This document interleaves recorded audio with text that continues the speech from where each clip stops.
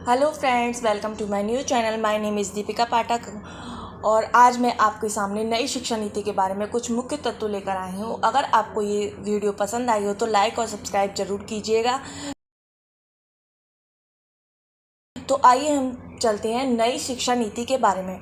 New education policy अगले एक दशक में भारत में विश्व सर्वाधिक युवाओं वाला युवा ही कल के भाग्य के निर्माता होंगे। इसलिए देश के इन युवाओं को उच्च गुणवत्ता शिक्षा के समान अवसर उपलब्ध कराना आवश्यक है। हमारा उद्देश्य यह है कि अपनी पुस्तकों के माध्यम से इसे सरल व सुलभ बनाना।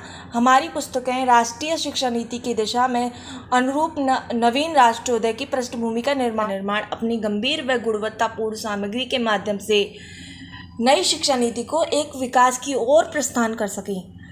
इसमें कोई संदेह नहीं कि जिनकी गणना नई शिक्षा नीति के सार्वभौमिक तत्व में भी की जाती है।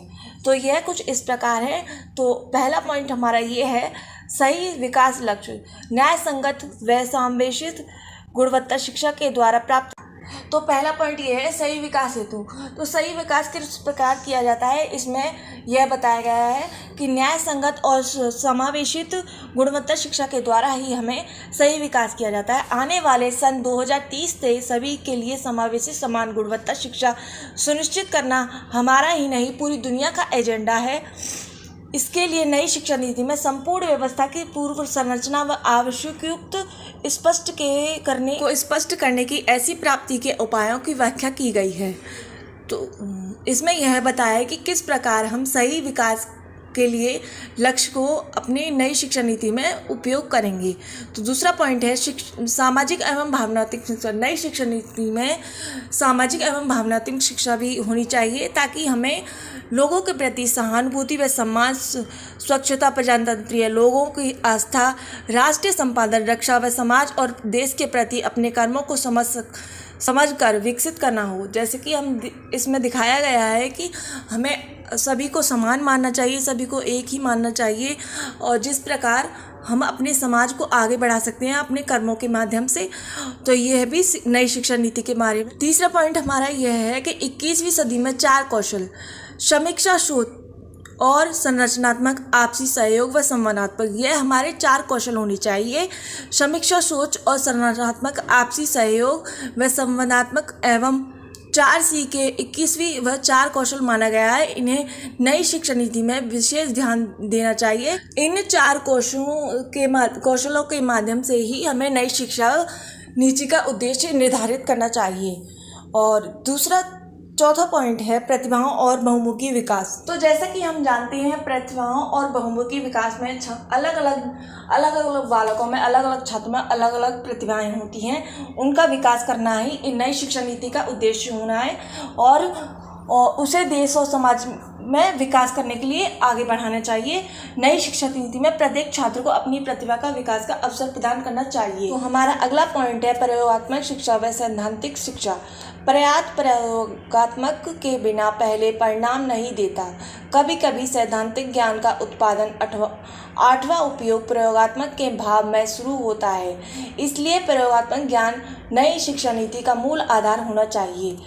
इसमें यह बताया गया है कि प्रयोगात्मक हमें पूरी तरह से बुकों पर ही निर्भर, मतलब कि पुस्तकों पर ही नहीं निर्भर रहना चाहिए, प्रयोग करते रहना चाहिए जिससे कि हमारा विकास हो सके, हम नए नए चीज़ों को बना सकें और जिससे देश का विकास हो सके।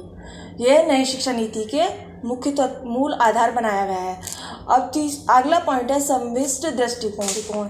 इस पॉइंट पे हमने बहुत ही ज़्यादा हार्ड वर्ड यूज़ करे हैं, लेकिन अगर आप अच्छे से पढ़ेंगे तो आपको इसका मतलब समझ में ज़रूर आएगा। तो पढ़ते हैं विकास की सतत प्रक्रिया में प्रयोग द्वारा अनुभव प्राप्त करना, देख कर अनुभव के संदर्भ में हमें अनुभव का नया संदर्भ व क्रियान्वयन के साथ नई अवधारणा प्रतिपादन व समग्र प्रकृति को समवित दृष्टिकोण कहा जाता है। नई शिक्षा नीति में समवित दृष्टिकोण का समक्ष के साथ प्रस्तुत किया गया है। तो इस पॉइंट में बहुत सारे हिंदी के बहुत ही हार्ड वर्ड यूज़ करे हैं, लेकिन आप ये लैंग्वेज इसलिए है क्योंकि इसमें मतलब समझ में आ रहा है कि समवित दृष्टिकोण मतलब कि किस प्रकार हम सही दिशा में हम अपनी शिक्षा नीति को आगे बढ़ा सकते हैं। यही शिक्षा नीति में बताया गया है। तो आगे का पॉइंट है जीवन कौशल के मूल्यों का विकास। जीवन के कौशलों के मूल्यों का विकास। जीवन में अधिक सारी समस्याएं होती हैं, बहुत सारी प्रॉब्लम्स होती हैं हमारे जीवन में। उनको आगे बढ़ने के लिए हमें नई नई चुनौतियों का सामना करना पड़ता है। तो आगे चलकर यही बताते हैं कि जीवन में संवित दृष्टिकोण अपनाना चाहिए, मतलब कि एक सटीक लक्ष्य होना चाहिए हमारा, अच्छे से हम उस पर चलकर अपनी सफलता को प्राप्त कर सकें। यही शिक्षा नीति में बताया गया है। जीवन में संमित दृष्टिकोण को अपनाकर अपने जीवन को जटिलताओं और समाधान को खोजकर अपने जीवन को सरल व सुखी बनाते हैं। इसी को जीवन कौशल का कहा जाता है कि जीवन कौशल में दया, करुणा, सहयोग, परोपकार, भाईचारा, सेवा, राष्ट्रीयता की भावना, सर्वोपरि मानना आदि जीवन के मूल्यों को।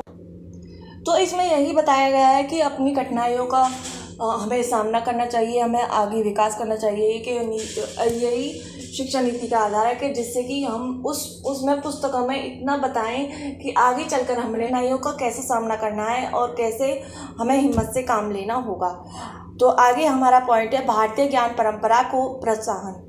हमारी नई शिक्षा नीति में यही भी बताया है कि भारतीय ज्ञान परंपरा को किस प्रकार हमें विकास करना चाहिए और अपनी पुस्तकों में पढ़ाना चाहिए। भारतीय ज्ञान परंपरा को प्रोत्साहन। भारतीय ज्ञान परंपरा विश्व में सर्वाधिक व प्राचीन सर्वश्रेष्ठ है। हमारी जो भारतीय संस्कृति है वह बहुत ही सर्वाधिक, मतलब कि बहुत ही ज़्यादा बड़ी है। और इसी के माध्यम से हमें शिक्षा नीति के तत्वों को भी मिलाना चाहिए।